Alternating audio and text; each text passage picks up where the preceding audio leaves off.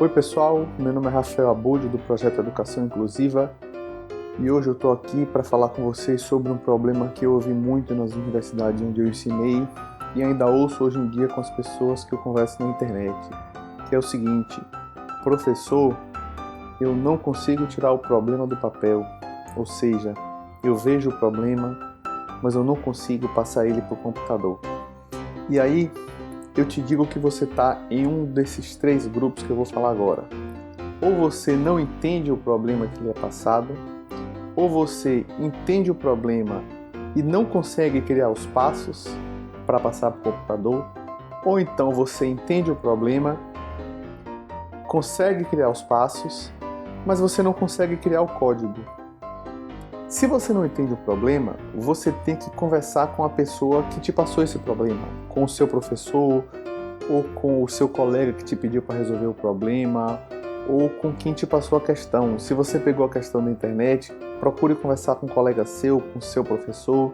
Esse é um problema um pouco mais profundo e que eu não vou poder conversar com vocês sobre ele em um vídeo curto como esse. Esse é um problema que a gente tem que pegar de uma maneira mais profunda, mais filosófica, para eu tentar ajudar vocês. No segundo caso, se você entende o problema e não consegue criar os passos, eu lhe digo que primeiro saiba quais são os passos que o computador pode dar. Que eu já ensinei para vocês em outro vídeo, que o computador pode fazer o quê? Pode ler o conteúdo digitado no teclado, pode fazer uma operação com esse conteúdo e pode digitar na tela algum texto ou algum conteúdo que ele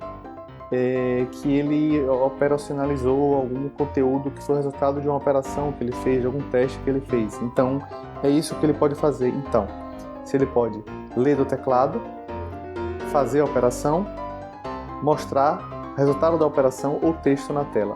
Pegue esses 4 passos e, quando você tem um problema resolvido, quando você sabe resolver o problema, na verdade, tente criar passo a passo como se você estivesse ensinando o computador a fazer isso. E aí você tem a opção, você tem a liberdade de errar. Você pode falar, vou tentar pedir para fazer esse passo aqui. Não, mas se ele fizer esse passo aqui, vai acontecer tal coisa, então vai dar errado.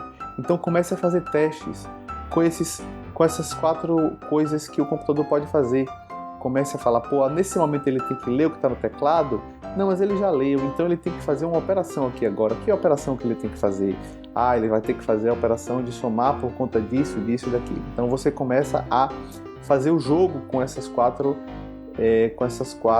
coisas que o computador pode fazer. Eu chamo coisas aqui de uma maneira bem informal, porque a gente está tratando tudo de uma maneira bem informal aqui. Caso você entenda o problema, saiba fazer os passos e não saiba passar para o código, aí você tem que ver a linguagem com que você está trabalhando. Normalmente, nesse começo, eu indico você usar C, a linguagem chamada C, mas existem outras linguagens também que você pode usar.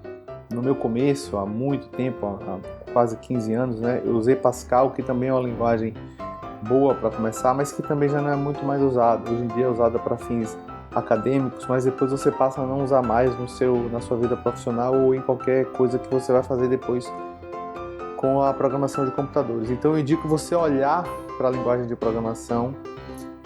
Tudo que eu falei para vocês tem um equivalente na linguagem de programação. Por exemplo, ler o que está escrito no teclado.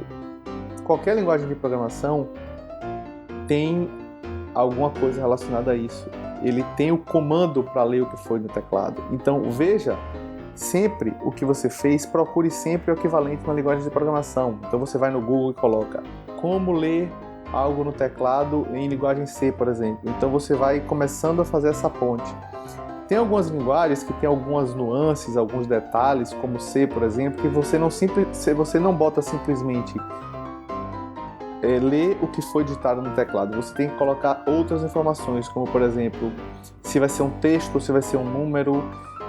Muitas vezes você tem que botar qual é o tamanho, você tem que dizer para onde vai. Então aí é um pouco mais detalhado também que você tem que fazer. E aí eu vou fazer um vídeo para cada um desses 3 problemas, para a gente atacar cada um desses 3 problemas aí nos próximos vídeos, para eu poder ajudar vocês, porque é o que eu estou vendo, é onde vocês têm mais problemas, é passar do papel para o computador.